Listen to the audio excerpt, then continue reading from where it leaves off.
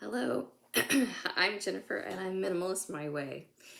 And I'm still in my pajamas and I'm enjoying a nice cozy Sunday morning, and I thought I would do a quick video and let you know what I am reading.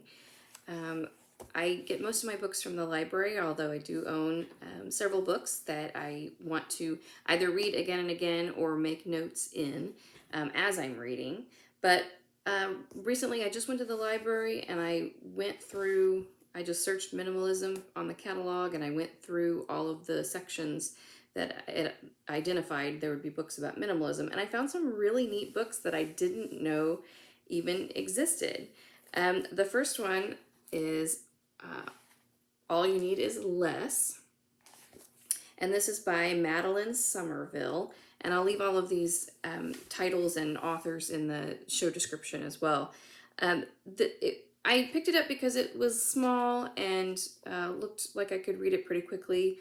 And it says The Eco-Friendly Guide to Guilt-Free Green Living and Stress-Free Simplicity. That sounded fantastic to me. And what I was really surprised by is this book is hilarious. I caught myself literally laughing out loud multiple times per session when I would read it. And I wanted to read it more just because it's written so well, and just like you're having a conversation with someone who you've been friends with for a long time. And I also consider myself, I mean, I've been doing minimalism for a while, and I use a lot of tips and tricks and hacks and whatever. I learned so much from this book, and I'm making a lot of changes in my life based on the things that I've learned in this book. And that doesn't happen to me a whole lot. Usually I'll glean one or two or three, things from something I read. But this one, it was really good, and it was so much fun to read. For example, she has chapter 6 is relationships, and she has a pretty heart drawn there. And then the title of this, or the subtitle of this chapter, is What to Do When Your Partner is a Soul-Sucking Planet Killer. It's just things like that throughout the book. It's just hilarious. You're just like, wow, okay, yeah, I get it. And you understand what she means. You want to do things a certain way because of your beliefs and values, but your partner may not.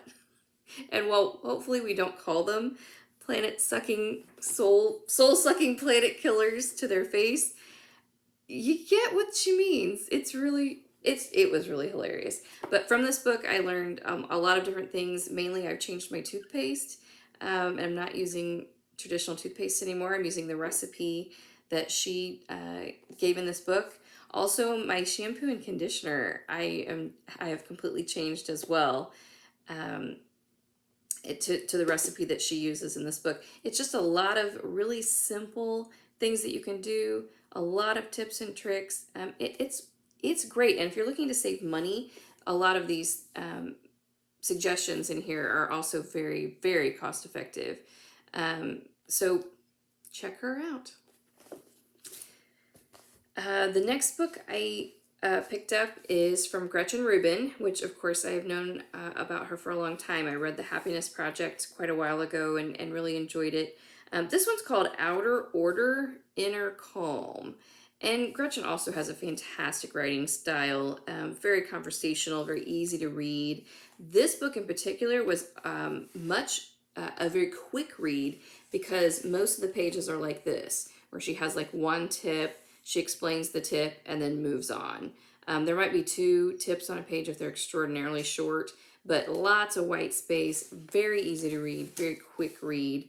And she definitely touches on a lot of things that are just very pertinent to everybody's everyday lives.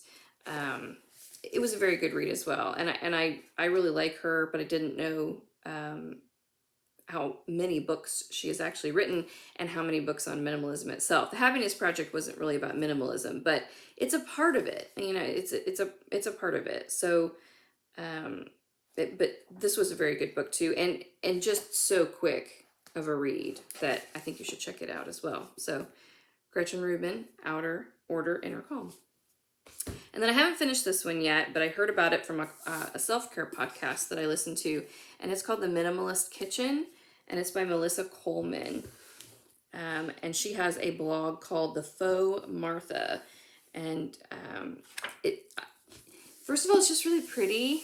I love this color. I love this color. So, I mean, it's just, you want to pick it up and read it. And then there are just these gorgeous full color photographs throughout. I'm not very far into it. I made it through the introduction and the first couple of chapters, and now I'm on to the recipes. So most of it is recipes. So, but they all have gorgeous photographs, very easy to read, and she tells you beforehand basically what ingredients you'll be needing, and she uses very wholesome, pure ingredients. Like most of them have whole milk, heavy cream, unsalted butter.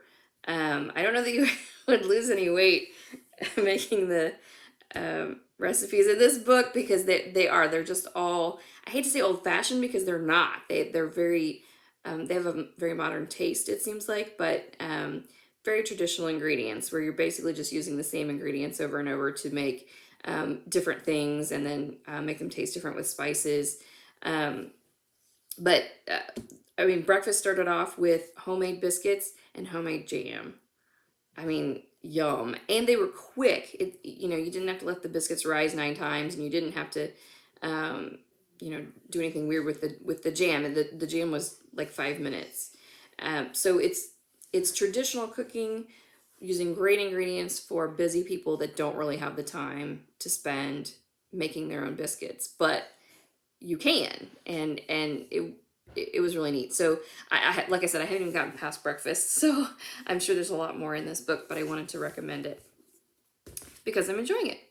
So that's what I'm reading right now. I also wanted to share something. As you know, this is Minimalist My Way, and as I always say, there's not one right way to be a minimalist. You can have your collections, you can have your you know, you can go to yard sales, you can own 9 of something, and that doesn't mean you're not a minimalist. It's definitely a mindset and a practice that you curate over time. So I wanted to show you something, and I love it actually. So these are all measuring spoons, and wait, so are these. These are all measuring spoons too. I own all these measuring spoons, and I think I have a couple in the sink because I made something yesterday. So this isn't even all of them.